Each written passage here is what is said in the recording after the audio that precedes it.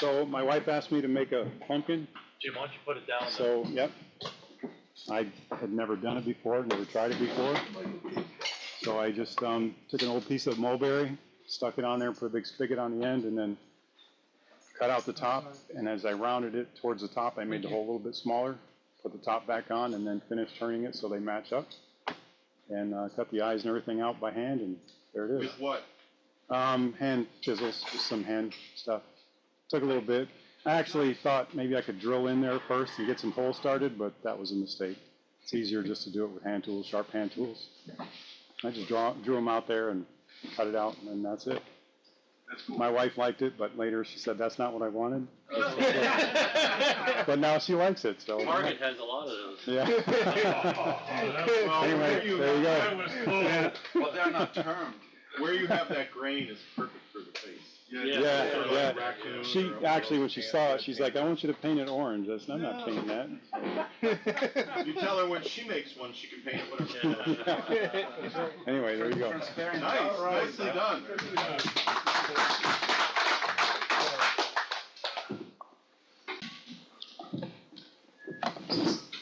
So this is a platter. It's red oak. It's about 17 3/4 inches in diameter. It was a sort of comedy of errors in the finishing. There you go. Yeah, we got right there, right there. Ding, ding, ding, ding, ding, ding. So my intention was to burn the front surface and then cut the arcs in so you get a nice contrast between the exposed wood below and the black on the outside. But I got a little over exuberant with the burning process and it curled up like a potato chip.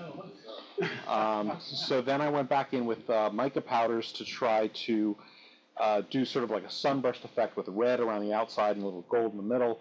That sort of muted itself out and it made my entire workshop sparkly. But because of all the rain we've had, it actually flattened back out. It had over an inch of curl in it, and it flattened out to almost flat now. So I was able to put the arcs in. There's 39 arcs on there, and then I hollowed out the center of the platter. Why 39? Because I like odd and prime numbers, and that's the product of 3 and 13. So how did you cut your arcs in?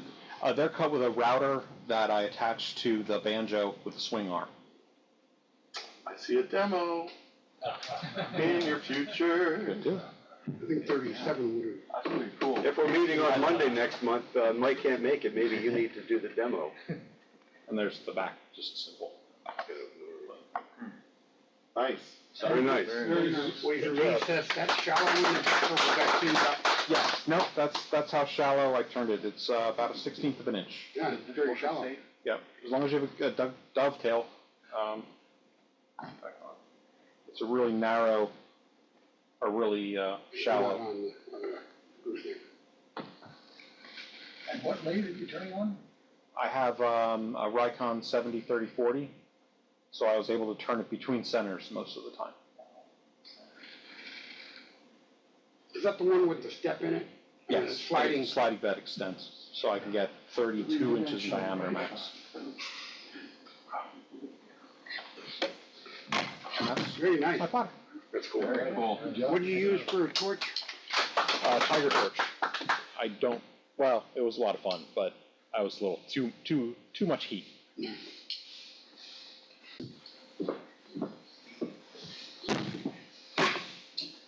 All right. So, little story. I started this one, wanted to do a hollow form. Cut that shape. It looked exactly like this, just bigger. I know. Looked just like that, just bigger. And then on the bottom, I found that there was a ring shape in the bottom, and it split open about 1/4 inch after I turned the outside. Till the next day I came in, it was still a whole thing. So I just threw it off to the side and grabbed the other part of the piece of log and did this one. This one I did all by hand tool. Hollow, just regular tools. I got one of those too. Yeah. And it was fun. I learned a lot with it. Then I did this one and started doing the same thing and had a catch and snapped the top off. So then at the symposium, I did buy the hollowing rig. So I got it out of my truck and used it to thin this out. Lyle Jameson. Yeah, the Lyle Jameson hollowing jig. And I was able to consistent about 1/8 of an inch the whole way around. Did it come with the laser? Yeah, Oh, yeah, came with the laser, so that made it really nice. Took some learning. And then I also learned that you shouldn't be doing hollow forms in bowl orientation. Oh well. what would live you and have learn. there, Rick? Huh? What wood? It's spalted English walnut. So it came out of a friend of mine's backyard. It was, trash pile. This one is a whole story to it. It's live oak that my family and I pulled out of a swamp on vacation 2.5 years ago.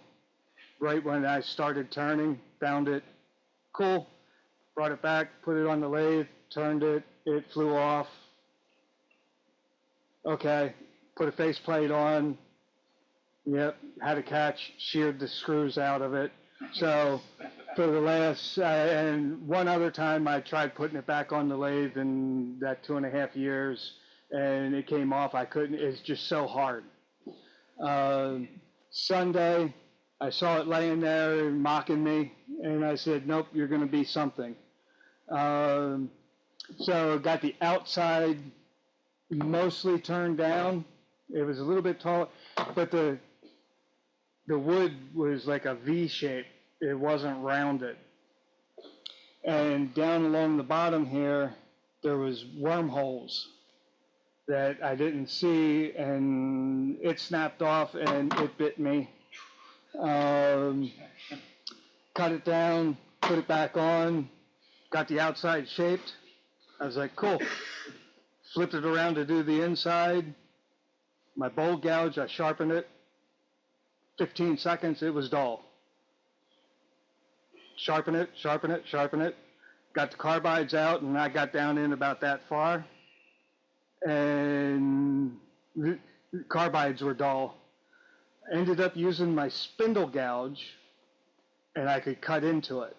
I guess with the shallower flute, I don't know. All I know is, and it was a Thompson spindle gouge, and it cut it beautifully. But that's just the natural coloring on it from the tannins of the water in the swamp reacting with the tannins in the oak. And so it's a live edge, I just call it the swamp bowl. And I won. So it took 2.5 years, but I won.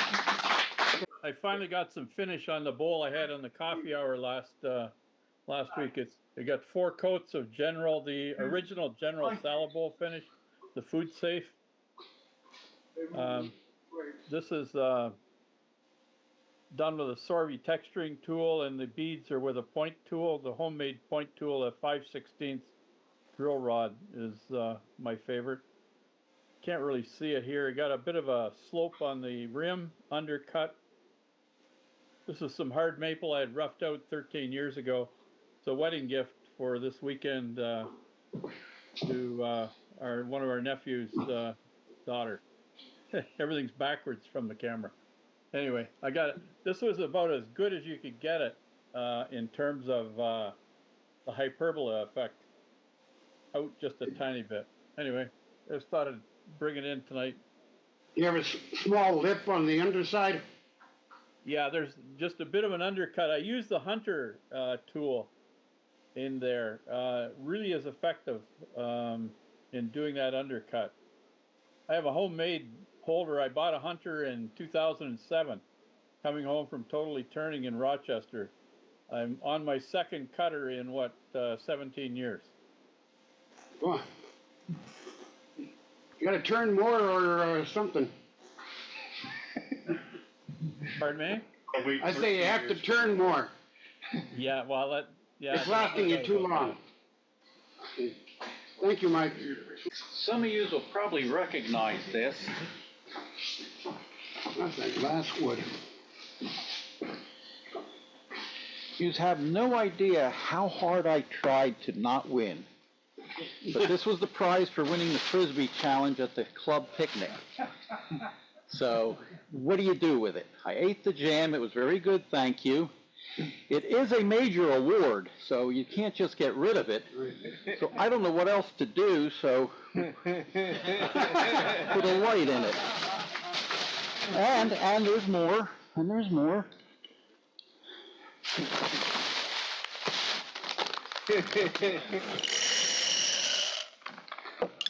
It won't be you without it. And that's what you do with a major award. You needed to make your M&Ms more attractive. Yes, This is definitely yes. the way you go. Hopefully next year I'll lose. You gotta put some sweeping spotlights on that, you know, like how. Maybe. It was supposed to be the furthest flying Frisbee, Yeah. so I thought, in the bag, there's no way I'm winning this. But I won for artistic merit and flight quality. So thank you. You flung it to the ground and it rolled, Mike. Clearly, the distance winner refused the trophy. I think that's. So I've got two things to show and one tip or suggestion. The first one, this was started last month for our platter challenge, and then I put the hole in the bottom of it. But to salvage it, well, I used the plug, and the plug was about 3 or 4 inches long. And so I turned a little thingo, and now it's a plate with a handle for cookies or candy or whatever. So I showed it to my wife, and she says, "What are you going to do with it?" I said, "Well, what do you want to do with it?" "Well, if you're going to keep it, you got to get rid of something else." None of you have that problem, I'm sure. Where does she live? Where does she live now? Alan, where does your Plate, get rid of the wood. Easy solution. where does your wife live now? I couldn't get rid of her. The other comment, I did have some trouble with it. I had a can of shellac, and I tried to spray it, and it just got all blotchy, and so I sanded it out. I think that's a piece of cherry, and so it was in a crotch, and I was trying to catch some of the fan, but it's got a wormhole and some other stuff in there. So anyway, that finally started to come together. On another note, using a file for a scraper, and when Ernie Connor was here, he was talking about, you can just use anything for scrapers, and I asked about files, and he said yes. He said, but you've got to temper them. You've got to heat them up to 400 degrees and let them cool slowly. So I had a little toaster oven, and I actually had 2 files. I cut them in half, and the part that I like about it is that, well, number one, it's cheap. Number 2, you can put pretty much any profile you want to put on there. I think I paid $1 or $2 for the files. And it does have a real nice, it's able to raise a real nice burr on it.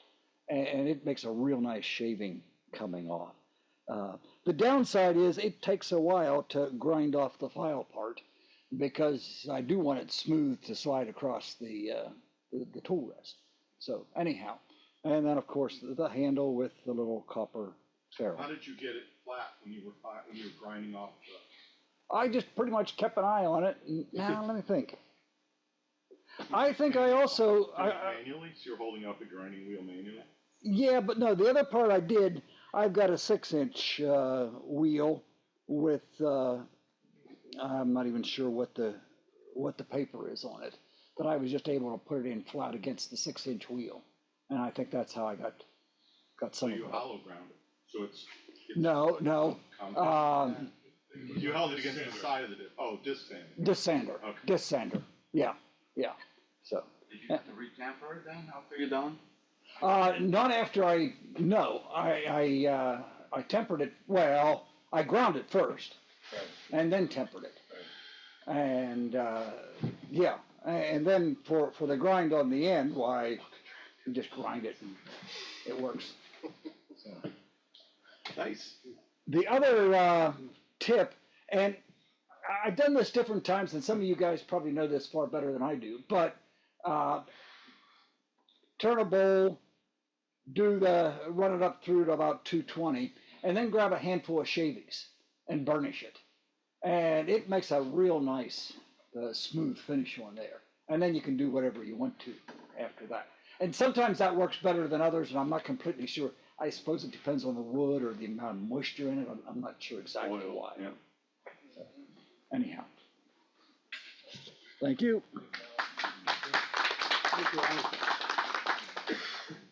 I wouldn't drop the piece, but the mirror might have shattered.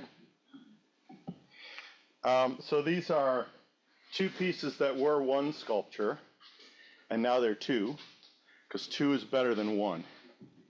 I didn't like the way they looked as one sculpture, but it did win the best sculpture at Mawat, so that's good.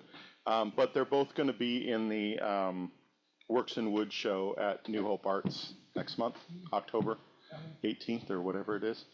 So they were both juried into that show. So I'm just continuing to play with this piercing and patterns and seeing what I can do with it.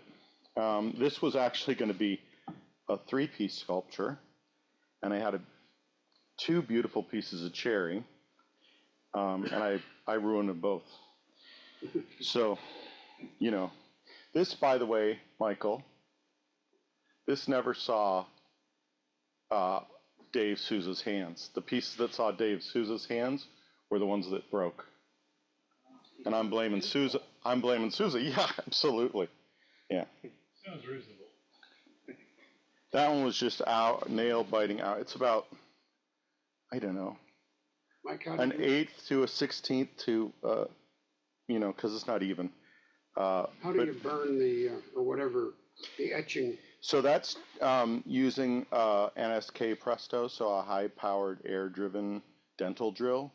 And With a dull bit or what? no, a sharp bit will still burn the wood because it's right. Anytime you put a piece of something in between two sides of wood, you're getting all that friction. So it burns at 400,000 RPM. It burns it nice. And then there's the second one. So this one obviously has segments left in it, which is something I was playing around with. The first one, as in most of my pieces, the first one was really successful. I loved it. And then this was the second one that I left parts unpierced. I don't like it as much. It's like I should just do one of everything and screw it. But this is actually the second piece that I did like this. The first one was in the Museum for Art and Woods auction, sold in the Museum Art and Woods auction. That was a piece of holly. It was white and a lot smaller. And this one, I did a second one. This one's maybe a little too busy. The first one was a really open form, so most of the wood was gone. And this one, I was doing this chase theory, so it's two different line weights chasing each other around this piece. And I think I like the first one better. I tried something else, and to me, it's not as successful, but hopefully someone who goes to that show will think it's successful and they'll buy it, and then I won't have to look at it anymore. So you going to Amazon for one of those blinking lights that we just saw in the... Well, actually, I think this piece was accepted to the show because I shot a regular photo of it, then you get to show details photos, and then I shot straight down it with a mirror underneath it, and had this really artsy look to it. So I think they're like, "Oh, that's artsy. We'll take that piece." Yeah. So what I did was I shot it from the. Yeah, that way. Yeah. There you go. But you'd have to zoom in and do what my camera did. You can Like, pass it Come around. closer to the camera. go way in. So it looked like a 3-dimensional picture because your lens on your phone camera or whatever is not quite as. So okay, you say there, I'll how find. many M&Ms fit in that one? There's too big a hole. No, infinity M&Ms fit inside this. Just keep pouring them in. It's a dispenser. You have 3 or 4 of your friends around the table. Just keep pouring them in until they're full. The people around the table, not the people. Besides, if I make pieces that hold M&Ms, then I have to bring M&Ms. I like other people making pieces that hold M&Ms, because then they have to supply the M&Ms. Very nice, Thomas. I know I'm a little early to the lidded vessel challenge for next month, but I have another piece that is in the pressure pot for that, and it's a whole lot bigger than this. This one I had showed, I don't know, I haven't been here in a few months, but I had done this one before, but it did not have the lid yet. This is a piece of black locust that I found laying in the woods. It was mostly rotted out, as you can see, but anyway. So then the lid is a black walnut crotch piece. What do you use for a finish? That's Waterlocks as a finish on there. 3 coats of Waterlocks. And then this one I had some black walnut slabs laying on the shelf in my shop. And so I just took it, cut it to like 7 inches long, whatever. Used a hammer and a chisel and just split it all into little pieces and put them in a bucket and then filled it with epoxy, black epoxy obviously on this one. But I wanted to do a lidded piece because I wanted to showcase all the little triangle pieces. Was the wood sealed before you put the epoxy in there? No. I'm surprised the black didn't absorb into the wood and get a blurred edge. Looks like sharp edges. Yeah. No, it was solid black walnut, so it's not like it wasn't punky or anything, so it, didn't. And when you pull it out of the pod, you turn it then, right? So you're getting down to fresh wood. Yeah. Some did absorb. And the lid does match the pieces on the side. Yeah. Yep. Henry, So, and that's, I remember back when either I or you started coming to this club. I can't remember who was first. I'm pretty sure you were here before I was. Okay. You were doing some pieces that weren't epoxy. Are you doing all epoxy work now? Because I see a predominance of epoxy, and I'm wondering how that. What do you think about that progression for you into the epoxy world? Are you? I prefer this stuff. I think it's more fun. I do occasional makers markets, and I have one coming up in December that I want to do some simple, like Christmas trees and stuff like that, some all wood. I still want to because I do some makers markets. I want to keep doing the simple, cheap stuff too, just to kind of mix it up in there. But yeah, I enjoy this because it's also I was just going to say that it strikes me that the kind of pieces you make with epoxy have to be pretty expensive because epoxy is not cheap, and you seems like you use a fair bit of it. Yeah.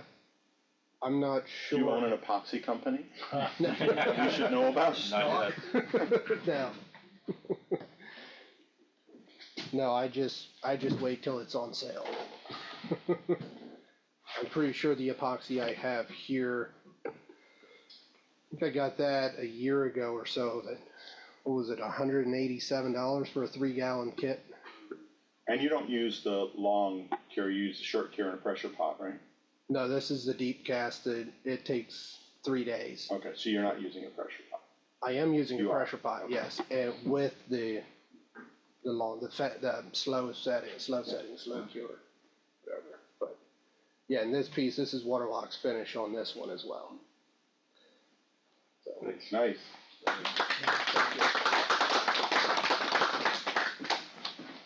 Nothing quite so glamorous as those, but this is a black cherry bowl that was from the same wood that we had when Ernie was here. And Patty's been wanting a salad bowl, so I made her a salad bowl. She eats a lot of salad. What finish do you use for the? Odie's oil.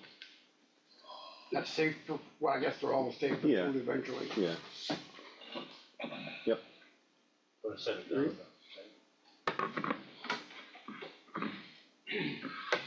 There was a hole in it as I got into the piece of wood, so I just filled it with black CA glue. I thought I was seeing through it there, clear epoxy. No, and it really wasn't visible until I got into the piece, and then it just kept coming out and coming out, so it took a while. But, and of course it was somewhat green when I turned it, so it warped a bit. And now it's got walnut oil in it because she keeps using it, so. Anyhow, That's what it's for. that's what it's for. Yeah.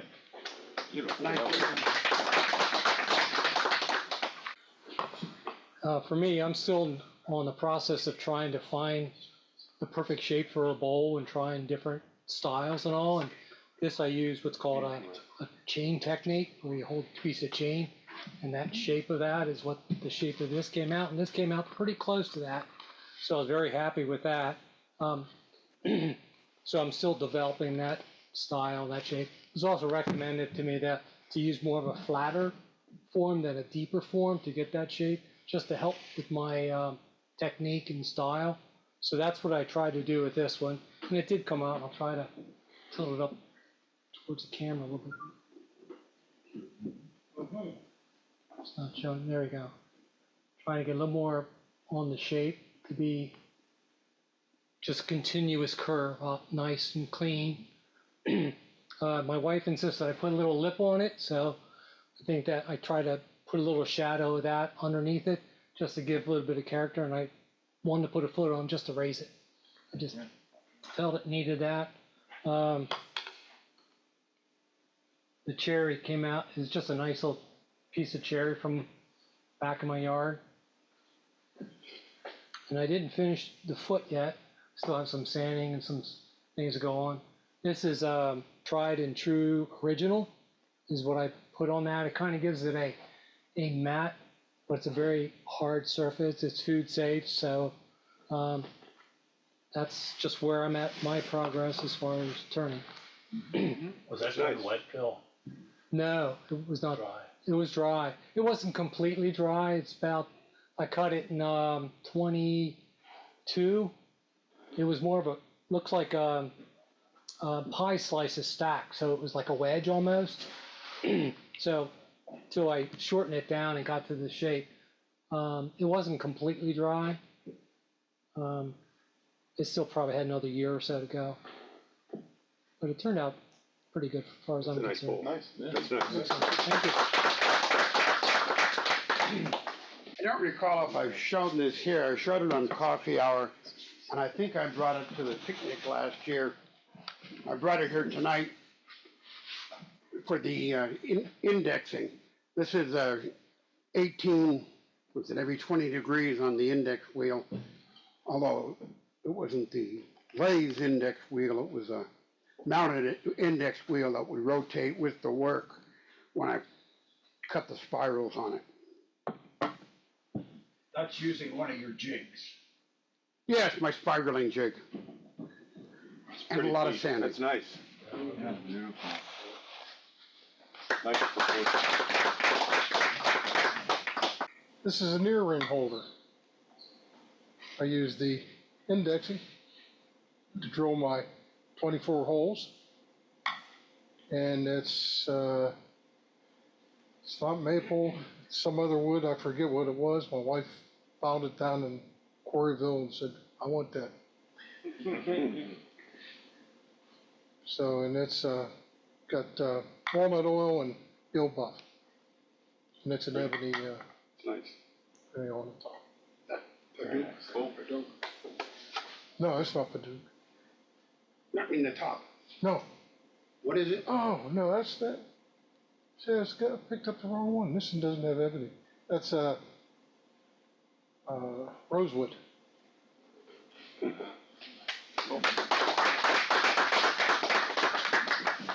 So my shop is a mess of roughing blanks and roughing forms, so I didn't have anything prepared that I made, but I decided to bring a couple things out of my collection because I think it's nice to see some work that somebody else did, a little inspiration. So this is a piece by Michael Kays. Those of you who are familiar with him, you'll know this. Those of you who don't, look him up online. He is over in Bucks County. He's a nationally known turner and carver. So this sphere, the best way to see this is up close to come up and take a look at it. But this is done with a grinding tool, power carver. Oh my God. Little cups, right? Yeah, I was trying to remember. I had Oz Plus is the brand. Anyway, these are cup burrs. They cutting in, cutting over. Take a look at it. You'll see the form, the shape, the embellishment. It's just a simple piece of catalpa for a base. That's a signature base for him. The form. Just think it's neat when people do things like this and they become known for it. This was from a live auction at Mawatts this weekend. For those of you who weren't there, this was done by a very remote, not well-known turner named David Ellsworth. Curly maple.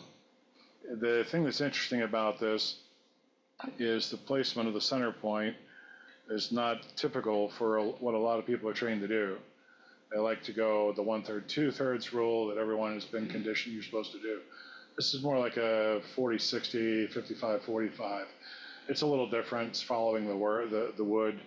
And then the opening on the top, that's not because he decided he wanted to do that. That's because he responded to the wood. There was a crack and or an O-shet when he touched it with a tool. And that's how he deals with it. And he's honest about it. And I like that. And then he undercuts this side so the bevels match basically. It's as if this form was closed and just sort of split open. So I just thought I'd bring a couple things to share. It's because I think it's nice to see work that we're not going to see otherwise. And that's basically it. When did you turn that, Karl? This? Yeah. This is 1981. So it's still got a little bit of life left in it. And the case piece was done 2 months ago. We finished that. So that's that. I saw him, demonstrating at the symposium there. Oh, yeah. Leading a workshop, I think. Michael Case has a line, some of NDI's tools are signature tools for Michael. He does a lot of work with them. He uses a lot of their stuff. So yeah, Michael knows his stuff. He's good, very good. He's a hell of a carver. Thank you for showing. Sure.